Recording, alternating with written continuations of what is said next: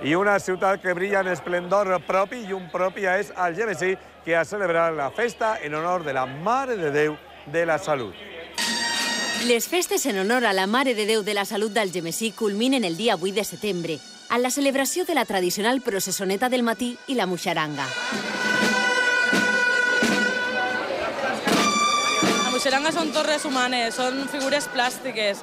N'hi ha algunes que tenen simbolisme religiós, altres pagà, vull dir que depenguem perquè n'hi ha una àmplia representació i el que esteu veient avui és el producte de tot un any d'esforç i de treball. A banda de la muixaranga, multitud de balls tradicionals inunden els carrers del poble.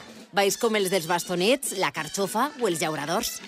I la nostra dansa és una dansa guerrera, com podreu veure, que data dels seus orígens de Sestià Morella, i com podeu veure la vestimenta se consisteix en un bastó i una planxa, que seria un poc un ball de 8 components, i és un ball molt vistós que es fa en les 3 processons d'Algemesí.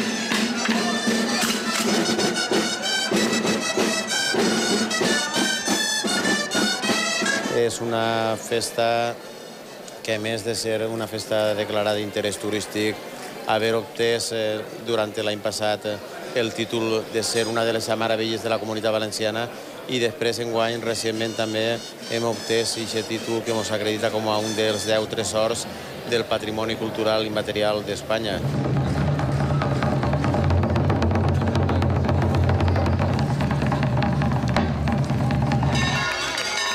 La processó del matí és la més bonica que tenim de totes. Algemesí se volca en la Mare de Déu. La tenim com a mare nostra i de les nostres malalties. Jo des de xicotiua vaig a aquesta processó perquè estava molt maleta i la meva mama me portava allà. I continuo anant fins que puga.